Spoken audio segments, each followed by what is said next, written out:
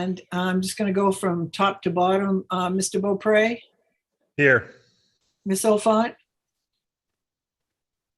Here. Mr. Poria, Here. okay, Mr. Dyer. Here, can you hear me? I can. I still don't have a video option. Well, I'll tell you, the person who's on here looks a lot better than you do. So just to let you know. Okay. Am But I don't- am I supposed to have a video option? Yeah, you should. Should he go But- out and try to come back in, Justin? Let me see what I can do here.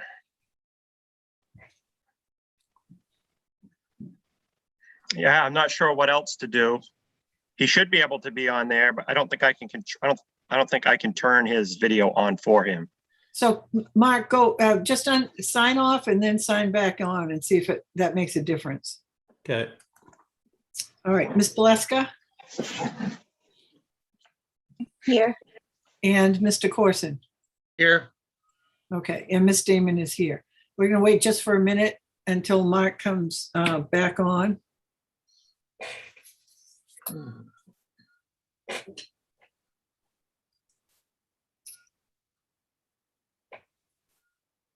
Zoom is great when it works well.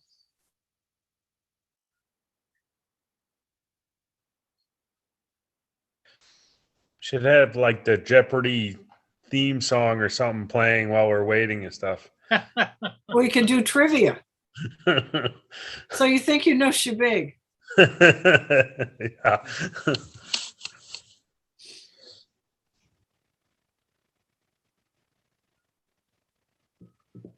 While we're waiting for Mark, I can get some general information about how we're going to operate the workshop today. This is going to be an informational, not a debate. We're asking that people ask clarifying questions, just so that people will have an opportunity to get information that they might not have otherwise.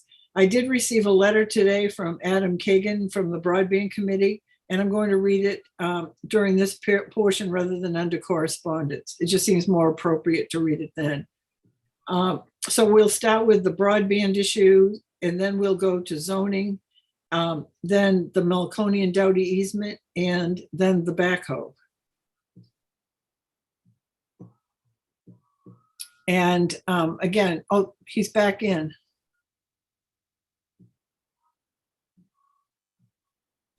Beth Dyer.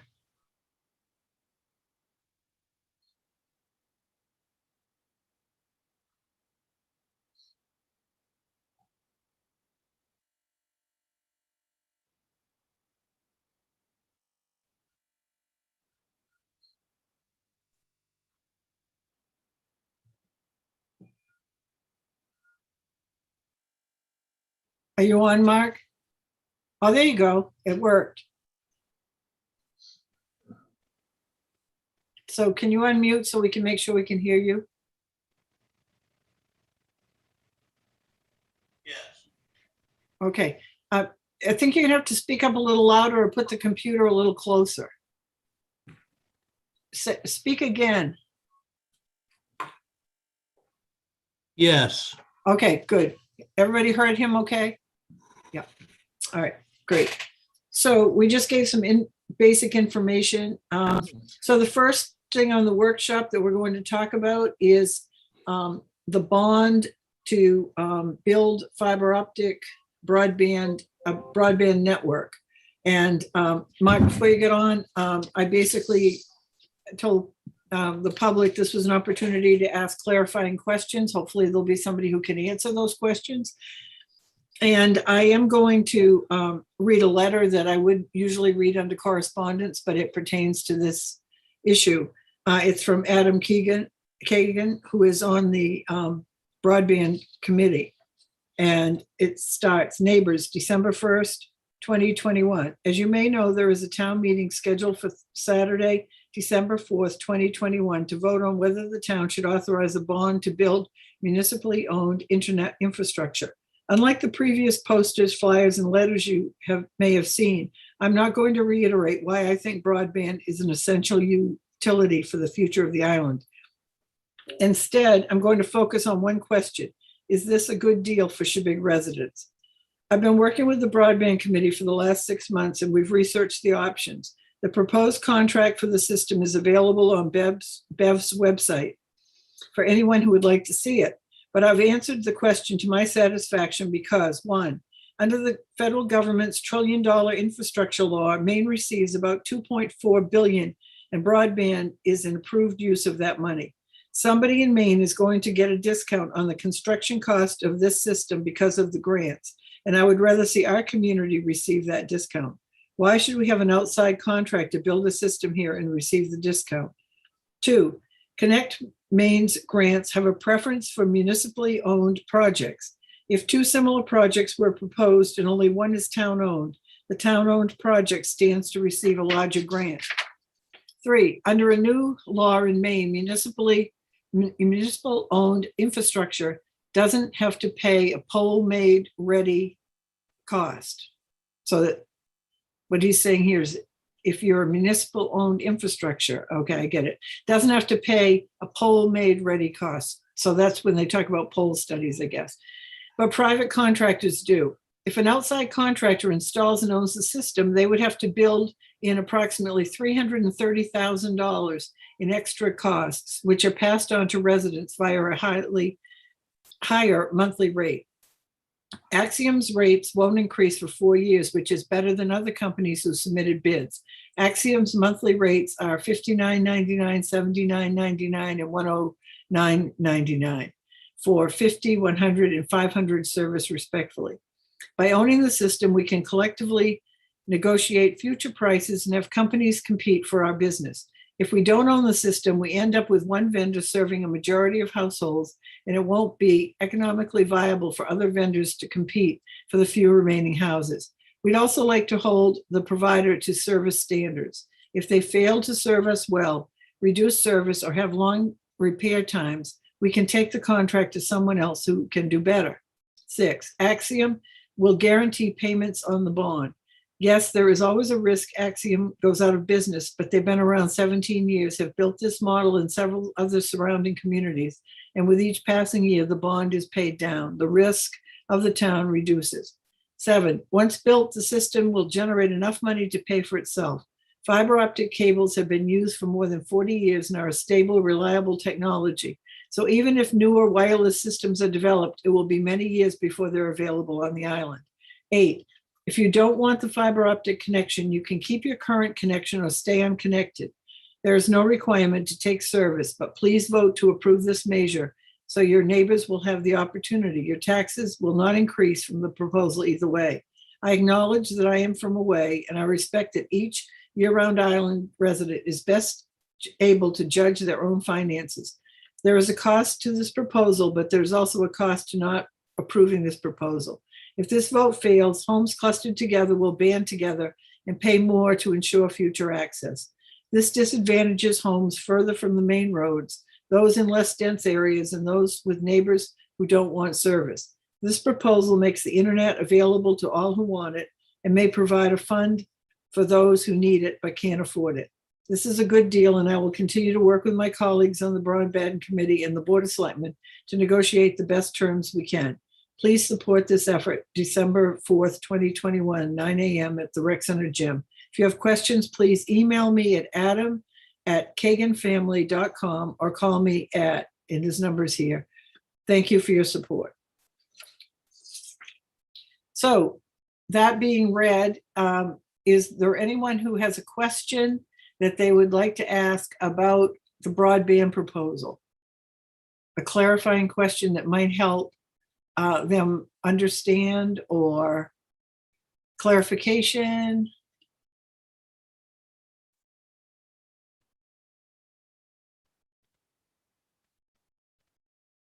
All right, I don't see anybody's hand up. Oh, is there one person with their hand up? Yes, Aaron Drew. bringing him on now. Yep.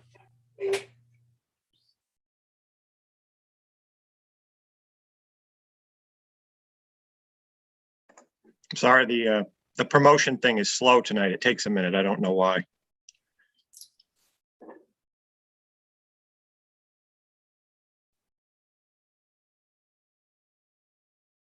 we see, Aaron, we see your hand and we see Denise's, and we're working on getting you in and then Denise.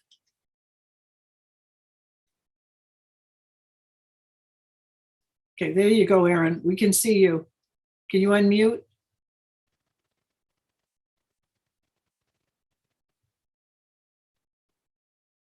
Aaron, are you able to unmute? Okay. Can you hear me now? Yes, we can. Thank you. Thank you. So for some reason, the mic wasn't showing to click on, and now it seems to be. I guess you had to be a panelist. So, yeah, I do have a few questions, and I understand the format. There's been a bombardment of pro broadband, and I totally get it because I'm very much pro broadband, but I'm concerned about a couple of things. So for clarification purposes, I'd really like to know if a pro forma was done and who there knows exactly how many subscribers Axiom needs to make it successful. Does anyone know that? Okay, that's a good question. Is there somebody on here who can answer that? Michael Porter, I just saw his hand. Michael, can you answer that question for Aaron? We'll bring you up. Aaron, stay on because I think you probably have another question. Yep, I do.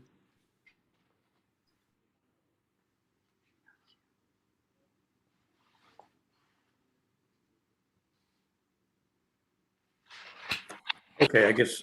Yeah, Michael, you're on. Yeah, the question was how many subscribers does it take to break even?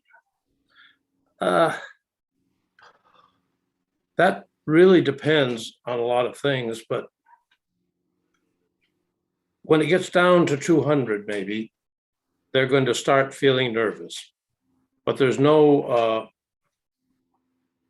in the draft contracts anyway, there's no opt-out clause or anything like that. So Axiom don't seem to be worried about that.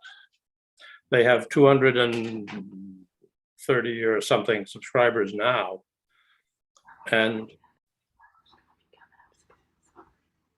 the thought is that they will get, and from their experience, they will get more than that. But 200 is the number where they would begin to be worried. Okay, thank you. Michael, So why don't you stay on? Why don't you stay on in case somebody has another question? Aaron, does that answer your question? Well, it does. It worries me just a little bit. I mean, I did just some math in my head, and if everyone subscribes at the base level at $60 a month, not including those folks who are able to, opt out for 6 months at $20 a head, you really need to have 100 subscribers basically to get to 72,000, which essentially covers our bond. And this is a general obligation bond, so it's a bit like, co-signing for your kid who doesn't have a job yet. If something does happen to Axiom, it was brought up by Adam Kagan's letter there, what happens at that point? And so that also kind of begs the question, what is their succession arrangement? So you have two principals at Axiom, and one of them is approximately 67, and I don't know quite how old the other one is, but they're probably close to 60. And we're looking at a bond here for 20 years, but at the same time, the first franchise period is only 12 years. So I'm just worried that we got this contract and there's neat language in here, and Axiom's been wonderful to us. There's no doubt about that. And I know that their heart is in the right place, but this is business, and I'm really just concerned that we're on the hook for something that if a couple of things fail, and we don't know what the experience is with the other half dozen communities or so, because they're being built out at this moment, what happens when that first domino falls and we're standing there holding the bag? That's, I guess, my question or concern. So can I just ask for a clarification, Aaron? So you're saying when you did the math, 100 subscribers would pay for the bond? Well, that would be 100 at the minimum amount? Well, so I'm just saying that at 100 people at $60 a month is $6,000 a month times 12 is 72,000. And the debt arrangement, according to what the documents say here in the contract or the build out section, it's about 56,000 for the interest that we're anticipating to the main muni bond bank, which they may or may not give us the best rate, because if we're already saying we can pre-refund and there's an immediate call provision, you've got a problem with marketing that bond, even though people like muni bonds. So that's just that. But then they say they're putting a bucket truck on the island and they're going to hire someone locally who is going to have to get paid. And so that's going to be another, I don't know, with benefits or something like that, $50,000, $60,000 a year. So we're into 120,000, which now is 150 subscribers to make sure this works. And I worry that we, again, broadband is fantastic, but numbers have to matter. And so if you have that nut, and let's say something happens to the principals or Axiom goes into dire financial straits and they're looking for someone to pull them out, it says in the contracts that Shebig will not withhold every reasonable effort of Axiom, will not withhold their ability to sell off. And that's what, I know that's probably not their intention, but that's what businesses do. And then where are we? Okay. So, Can I okay, speak that's to the that, Donna? question. May I speak to that, Donna? Yes. Okay, there are two questions there, aren't there? Number one is the one about numbers. And the number I mentioned was 200. There are 480 more or less locations, distinct locations on Shebig. That's households, businesses, and so on. There are more than that in the E911 database, address database, but for a 480 is a pretty good number. 200 doesn't seem very far out. The chances that they won't get 150 subscribers are, it's a chance, but I think it's a pretty remote chance. The other piece is that once the system is built, it's an asset. And the woods are full of people right now operating in Maine, companies who would like to, who are in the business of running internet networks. Great Works Internet, First Light Fiber are two. And any one of them would be happy to take over the cash cow that this network would be for a monthly payment. Basically, we're renting the network, although that's not the legal arrangement. And the third thing is that the actual amount of the bond isn't set. The contract number is a worst case situation. Well, not a completely worst case. If we don't get any grants, well, then we don't do it. But it assumes the more or less minimum grant that we could possibly expect. So the monthly nut might be considerably less than what it looks like in that contract formulation. I've seen 5 years worth of modeling, and things like the bucket truck support and so on are included in those numbers. Okay, thank you. Aaron, does that answer your question? That does, and I appreciate that. But then, Donna, can I go back to what you said at the last meeting, which was you spoke with Mark on Long Island, who is part of the system over there, and as Michael just said, there are lots of lots of folks in the wings or in the woods that would be willing to help out. So, playing the devil's advocate, did you get information from Mark, Donna, regarding whether or not Long? Consolidated came in and they passed a bond. They passed the ability to bond for up to, I don't remember what it was, 375 or 400,000. 750. It was 750. Okay, so 750, and then the way things ended tumbling out, Consolidated said, "Well, we'll come in and do that for free." So, well, no, that's because Consolidated made a mistake. And they gave them the estimate of 750, but in reality, it was only 500.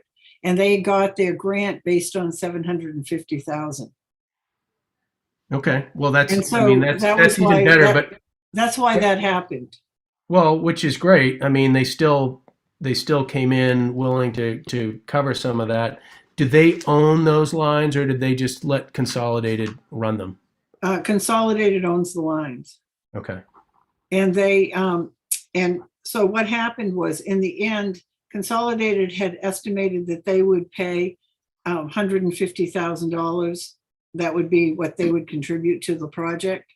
And in the end, there was, by the time they took the grant, which was like 400 and something out of the 500, that it was about 150,000. And so Long Island thought they would have to pay 75,000 and Consolidated would pay 75,000. And then that's why Consolidated ended up paying the 150,000. Gotcha. All right. I'd like to add one thing to that, may I? The original deal with Consolidated was that that the town would own the basic network and Consolidated would own the drops. So it was basically the same as we have, except that Consolidated would own the subscribers.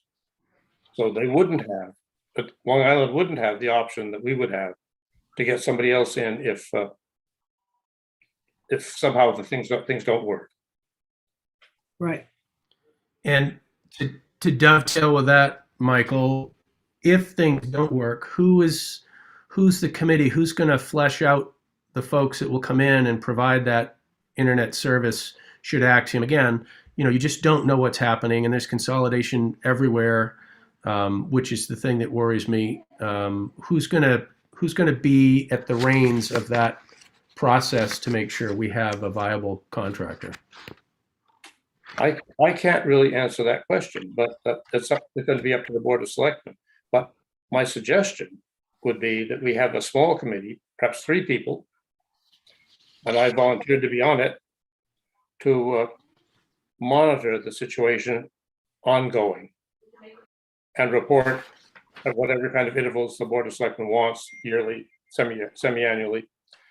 Toby Webb has volunteered to be on such a committee. I think Chip Emery would be a useful person. But that's my thought about it, but that's totally unofficial. Does that answer your question, Aaron? Yeah, it does answer that one. I'm challenged because this is a general obligation bond, not a revenue bond, and everything that I read in both the construction agreement and the franchise agreement sounds like, yeah, they will pay that, but there's no guarantee. So anyway, thank you for clarifying those points. Thank you. Okay, Denise Hamilton is next. Oh, did you have another question, Aaron? I'm good at the moment. Thank you. Okay, thank you. Okay, Denise Hamilton.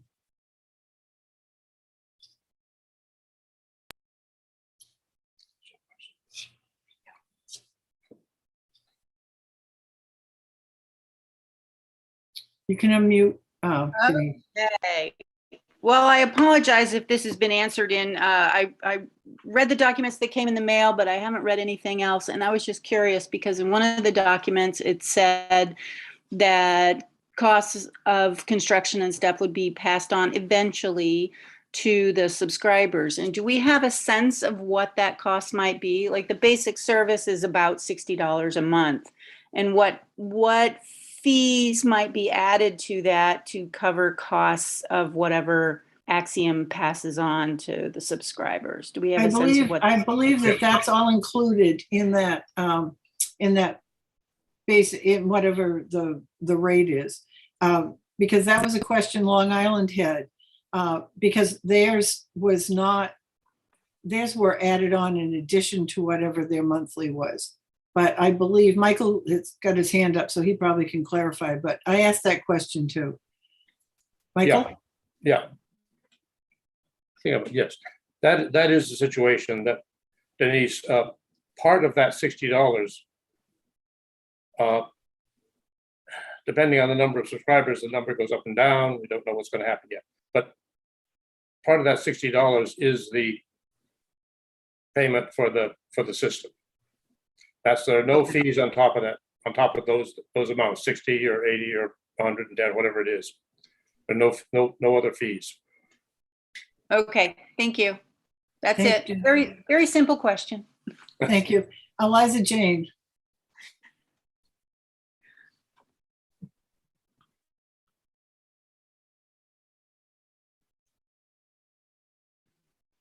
Thank you. Can you hear me? Yes.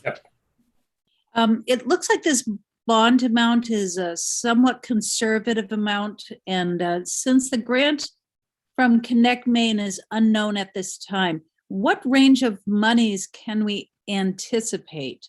So if our town is really well poised in our application for this grant and we receive a larger amount, will that impact the monthly fee? And I have a follow-up question.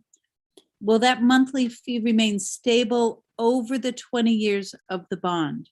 Thank you. From what I understand, we're tied in for about 4 years on that. It could go up in 4 years, but Michael, can you answer that? Yeah, as far as the amount of the grant, generally speaking, with the funding as it's been, you could sort of count on a grant being 40% of your costs, for the cost of your project. But with the new money, it may be more. The state's just got a whole pile of money, new money for broadband. So we're really in unknown territory there. But that's why I say the budget as presented in the contract the draft contract is a worst case scenario. If we get a whole lot more grant money than we have figured, then it's a question for negotiation, what we do about that as far as, that would lead to a lower bond, of course. Then it's a question of what we do about that as far as the fees go. And that's to be negotiated. So I can't answer yet. May I follow up on that? Sure. Sure.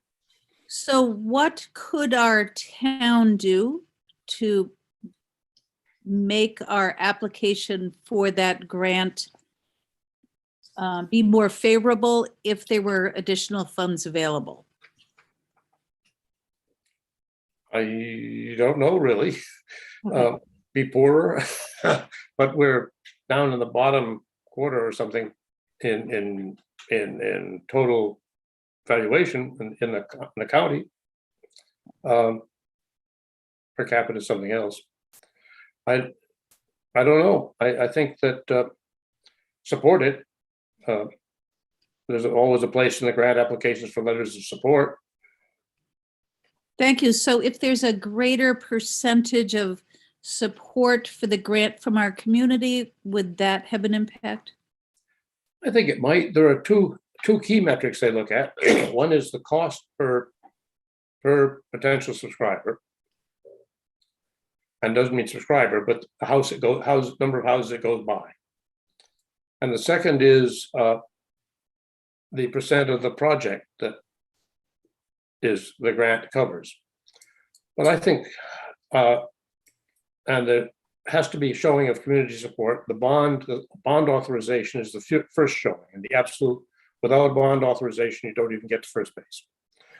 If you have the bond authorization, I'm sure letters of support from citizens, from the board, would be helpful.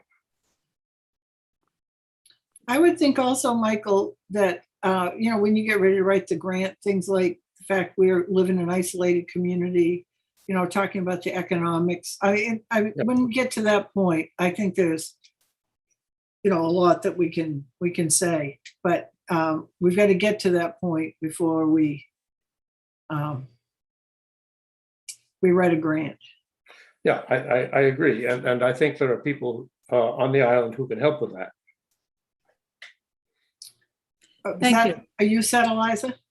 Yeah, thank you. Well, actually, my follow-up question was, if a greater amount of the cost of the bond, if the cost of the bond is reduced because of grant monies, does that impact the monthly fees?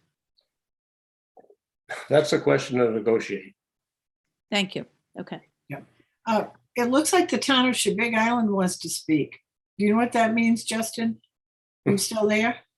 I'm guessing that it's David Hill, but I will, Oh, because we use his email address as the town account.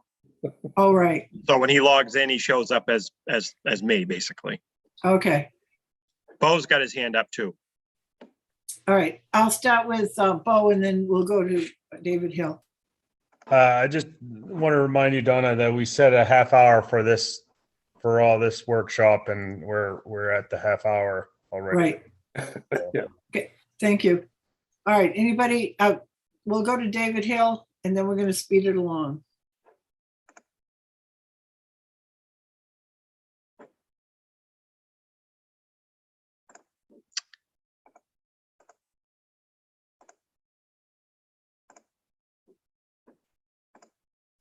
Maybe we won't go. Can you bring him up, I Justin? can't, it's saying there's an error.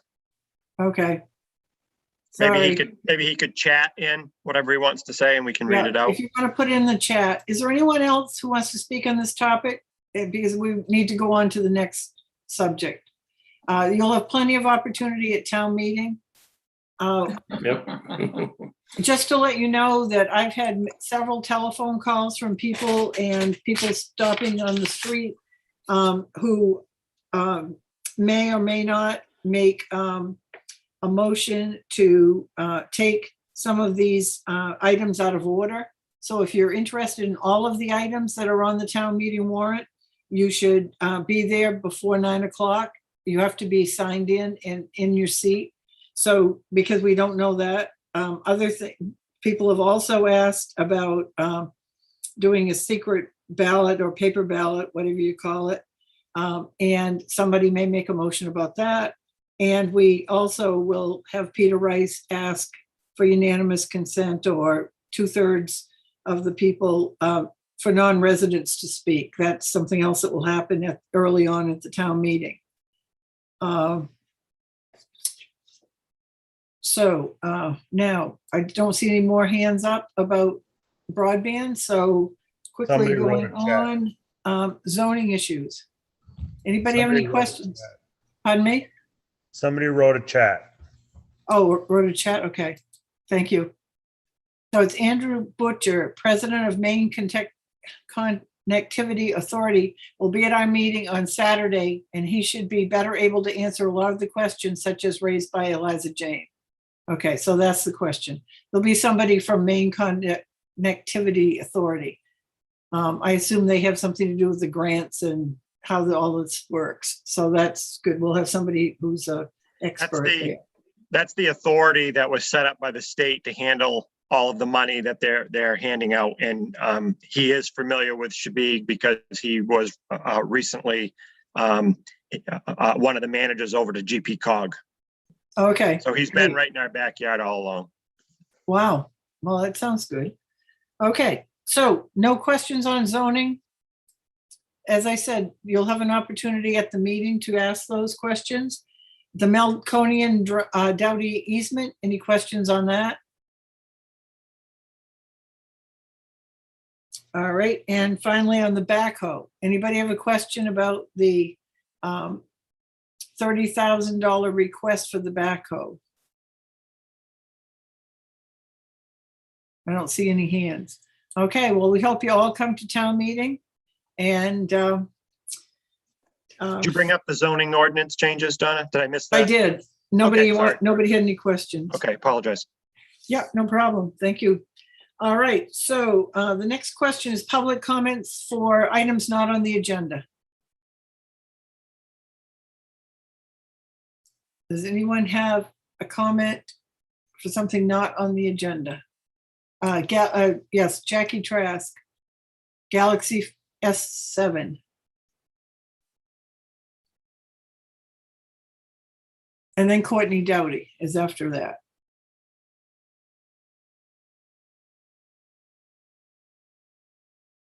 Justin's trying to bring you up, Jackie.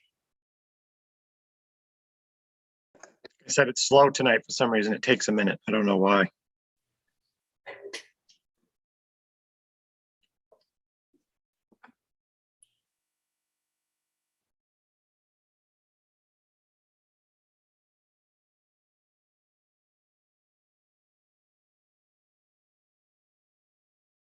Okay. So unmute, Jackie. Yes, can you hear me? Yes. I just wanted to express my concern about the, I'll call it, well, I guess I can label it theft at the Route 1 parking lot. I've spoken with one person whose catalytic converter was removed from her vehicle. And I understand there have been some others. And I would, I guess, like to recommend that the selectmen speak with CTC about the matter. Okay, and it would probably be a good idea for other people too as well. What might be a good idea is if Justin could give Nat Tupper a call. I know from my many years of being involved in Cumberland and going into that parking lot in the middle of the night, the Yarmouth police often hang out in there. And sometimes you find 2 and 3 police cars in there just kind of chatting. So maybe we need to have them make more current, more frequent cruises around. But thank you for bringing that to our Mark. Isn't that Cumberland jurisdiction, Donna? I know, well, but it is Cumberland's jurisdiction, but the ones I've seen are Yarmouth. But okay, so yeah, you're right, Mark. Thank you for picking up on that. Call Bill Shane. But you might mention it to Nat Tupper too, because I haven't seen the Cumberland police cars in there, but I have seen the Yarmouth ones. Okay, the next one up, Courtney Doughty. And thanks, Mark, for reminding me who owns it. Courtney, are you up? This is actually Justin. Oh, hi, Justin. How are we doing? Good. Just curious on schedule for taking out the Stone Pier floats this year. Has that been discussed and I missed it, or do we have a plan? Or I will turn that over to Mr. Poria. Talking to the crew, they're hoping that they can get to that next week. okay, has there been any discussion about leaving any floats in this year, or we're just going to yank them all out? Or To my knowledge, there has not. They're all coming out. I know that the other floats that were left in last year have been requested to be removed by Army Corps for the dredging project. So those ones have to come out. But any other float, there hasn't been any discussion yet that I'm aware of. so at some point this winter, when that happens, there'll be potentially no floats at the Stone Pier, it sounds like. During the dredging, I believe that will be the case. The only one that they didn't need to be removed, is my understanding, is the CTC float. Okay, just curious, because, maybe we consider leaving 1 or 2 in. I know it's a potential damage and risk to the town, but seems to be a lot of skiffs in these days. So just a thought. Thank you. We could put that on a future agenda item, but I think we have a policy about when those go out. If somebody else remembers, Mark? Justin, does that mean you're talking about hauling the commercial float out beside the CTC float, connected to the CTC float? Not the commercial float, but the other one, the little punt float that was left in last winter. I believe they requested that one to be removed this year. Oh, okay. Thank you. Yep. So I believe the ordinance says December 1st. So just to clarify, we're going to just go by the ordinance, right? It's as far as I Unless I'm know. directed otherwise, that's what we would do. Yes. Okay, got it. Thank you. Thanks. Anyone else have something that's not on the agenda? Okay, seeing none, we're going to go on to town reports. We'd like to hear from the town administrator. Okay, so let me see here. Let me see what I have in here that I sent. So there's a few updates from what I put on my report from when I wrote it to now. I received a draft, which I will print out tomorrow, of the Stone Wharf Road engineering. So we have plans for you to look at as a first draft before they finalize it, with the widening, the parking lot, the parking spots and all that. With that comes, I also received an update from Jason from Wright Pierce on the Stone Wharf study. They completed the geotechnical engineering on 11/19, and his next meeting with the whole team is on December 7th. At that point, he would like to set up he said a 1.5 to 2 hour preliminary review of the draft report with you folks at some time at your convenience. He will send out a doodle. For those that don't know what doodle is, it's just a way for you to all put your opinions in about when a meeting would work for you. Justin, And would that be a public meeting? yes, Yes. yes, if you're all going to be there, it would be a public meeting. So you could either schedule it with a regularly scheduled meeting. It would probably take up the whole thing, or you could do it at some other time that you were just some other time that you wanted to do it. But Okay. with that being said, it may be beneficial before we set that meeting up for you to discuss the Stone Wharf widening road, because he would like whatever preliminary ideas you have on that to be incorporated into his final report at some point. So those two things kind of have to be lined up. It might be helpful for you to discuss the Stone Wharf widening road to get some preliminary feedback about what you might not like about that plan or what you want to see different, so that when they propose for the Stone Wharf, whether it be elevation changes or whatever, they could incorporate in that work. So we can talk about that during our items to be placed on future agenda. We can drill down on that. Yeah, so there may be a need for a special meeting at some point. Yes, okay. If you want to keep this thing moving along, obviously, if you're not in a big hurry, you can drag it out. But the Stone Wharf Road thing, obviously was planned to be part of your budget discussion, so you probably don't want to let it go too far. Let me see. The next thing I had to go over outside of my report is, you may have seen in the newspaper about the sustainability grants that GPCOG has secured. So as a board member of GPCOG, all the board members signed on, and a few other municipalities did. It didn't require any commitment from the town at the time, so there wasn't really any big issue to bring up with you at the time. There still is no commitment that the town necessarily has to make. It was basically just kind of supporting GPCOG and saying that we might be interested in participating, or we would be interested in participating. So that effort has realized a $500,000 or $250,000 from one source and $250,000 from another.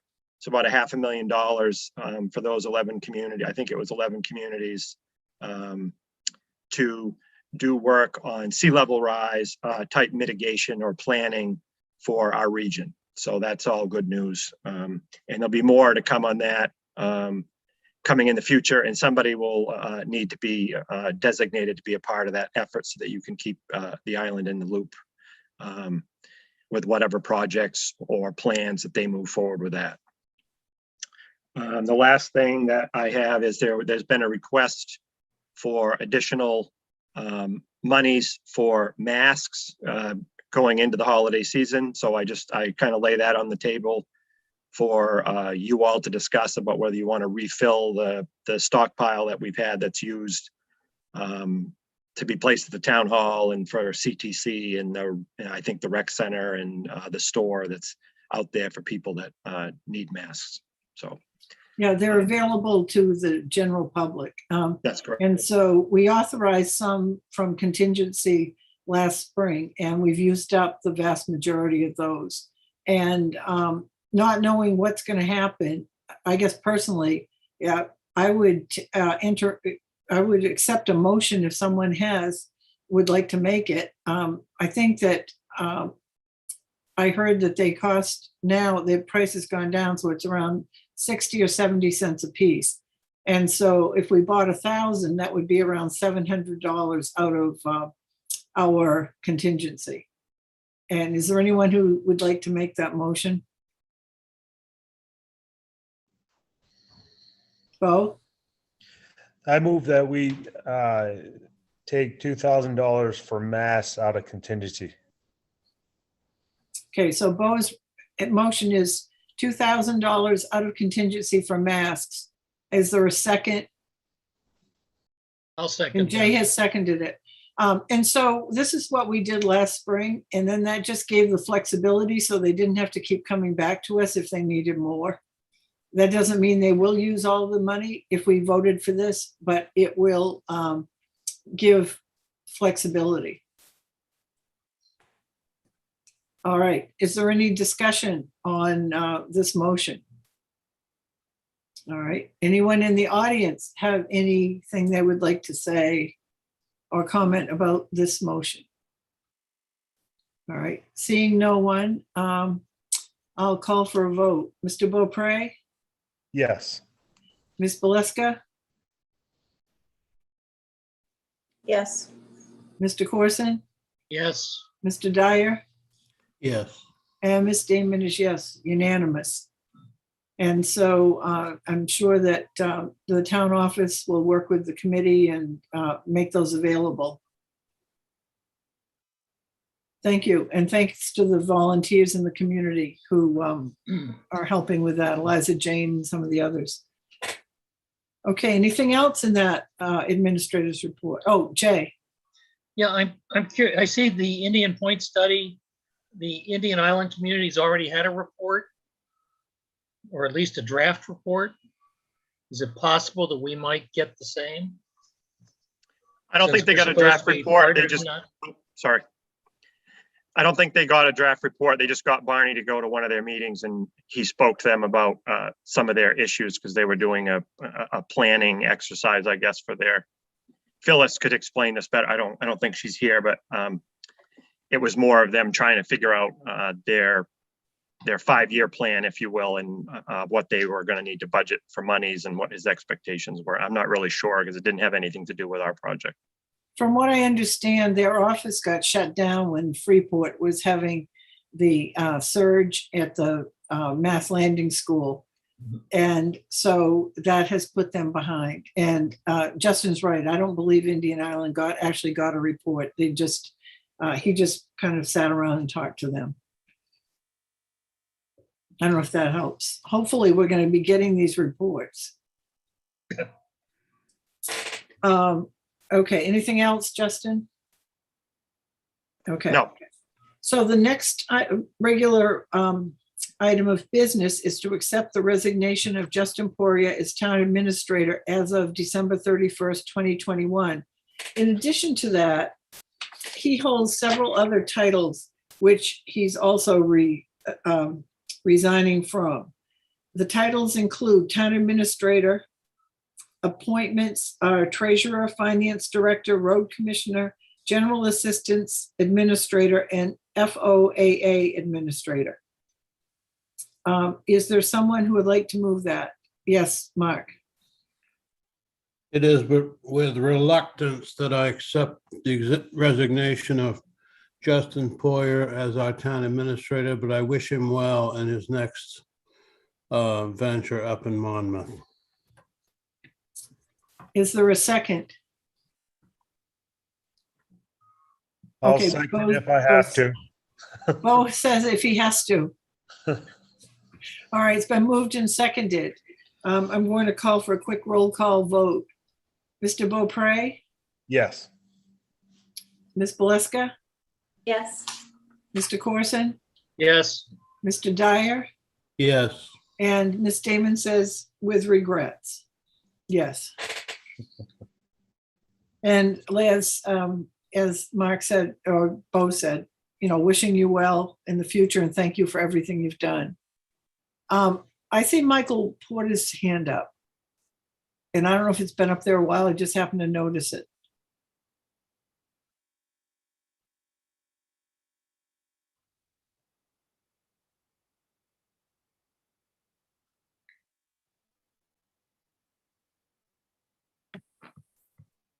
Okay. I want to say that I've been very pleased in all of my dealings with Justin, both as chairman of the Broadband Committee and before in various things he'd been involved in, that I've been also somehow peripherally connected with. And while I understand why he's leaving, I regret it immensely. That's all I can say. Thank you. Well, it's better than going out on a rail with tars and feathers, Justin, anyway. Better to have tears than Certainly. that. Okay, so the next is communications. I've already read my communication. Anyone else have any communications? Any letters or comments that they've received? Okay, moving quickly right along. Could we have a motion to approve the minutes of November 4th and November 17th and thank Chris Ofont for the great job she does? We don't thank our friends enough. Jay? So moved. Okay, seconded? Second. And okay, and Bo seconded. We'll call for a quick vote. Bo Yes. and Jen, Yes. Mark, Yes. Jay, Yes. and I'm yes. So it's unanimous. And items to be placed on a future agenda. Justin has raised the issue about, an hour and a half meeting with Wright Pierce about the Stone Wharf. Personally, I think it should probably be a standalone meeting. I'm not sure that we should have a meeting like that as part of a regular meeting, because that's a long time, and we want to make sure that people have enough time to ask questions, and if we have something else on the agenda, that could get in the way. Anyone have a thought? Next Wednesday is the meeting for the housing initiative. Is there another day of the week that we could do it? Jay? I think I would like to get back to their comments that they would really like to see the Stone Wharf Road information and some, not decision, but at least some discussion as to how that was going to work so that they could include it as part of their overall package. So I think that's very important. And I think that maybe we need to get the road plan in place with their, with discussions with them, and then have the meeting. Okay. So that we've got a whole package to talk about, as opposed to sort of like, well, this is what we think, but we need to hear from the other people. Let's That's very good point. Yeah, very good point, Jay. So we could put the road plan, the CV Maha road plan on the next agenda. Does that seem like a plan? And then we can have a chance to talk it over, see it. And then at that meeting, maybe set when the next give 2 or 3 dates to Wright Pierce of when we could meet. Does that sound Sounds like a like a- plan? Yep. Okay, And I'll put paper copies of those plans so you can have them big sheets in the mailbox tomorrow. So you can just pick them up whenever you want. okay. So Chris, can you help me remember that that's going to be on the next agenda? Yep, I wrote it down. Okay, great, thank you. Can I ask a very quick question? Sure.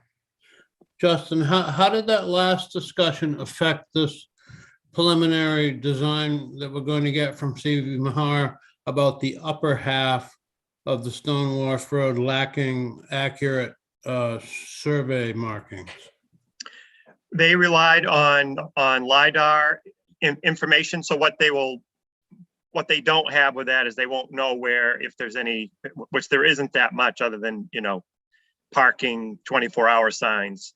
They don't have information about where signs are, things like that. I think it's going to be pretty minor change orders that they'll have to make on actual construction documents. And he did say that once they get preliminary feedback from you on the plan, that they'll come out and they'll do a final site visit and they can pick up a lot of that stuff before we bid it out. Great, thank you. Yeah, good point. Anything else that you want to get on a future agenda tonight? And everyone knows they can call me anytime during the next 2 weeks. And usually Chris hits me over the head by Wednesday before the meeting, the week before, with what do you have for an agenda item? So usually I need it, like by next Wednesday or Thursday at the latest, if you have something you want to add. Bo? We got a chat from somebody. Yeah, I saw that. Yeah. All right. So nothing more. All right, so we have a chat from Erica, and it says, communications. Today, some parents, but not all, received an email about the school bus being immediately out of commission for an unknown amount of time. My understanding is that CTC and parents were not aware of the impact to the 305 boat and pickup. Would it be possible for the town to use the alert system to help communicate to the wider community for school news that impacts the community, not for all items, of course? I would think that probably that's not a bad idea. Certainly, we could do that. I was not informed of the school bus thing. I found out about it from Chuck because they were driving it out of the town garage when the incident happened. So I wasn't informed of how long it's going to take or what the real issue was, other than that it was out of commission. So Certainly, if the schools want to pass along, if Ann wants to let me know some official statement she wants to put out, I'm happy to send it out on the text system. So what, did it break down? Is that what happened?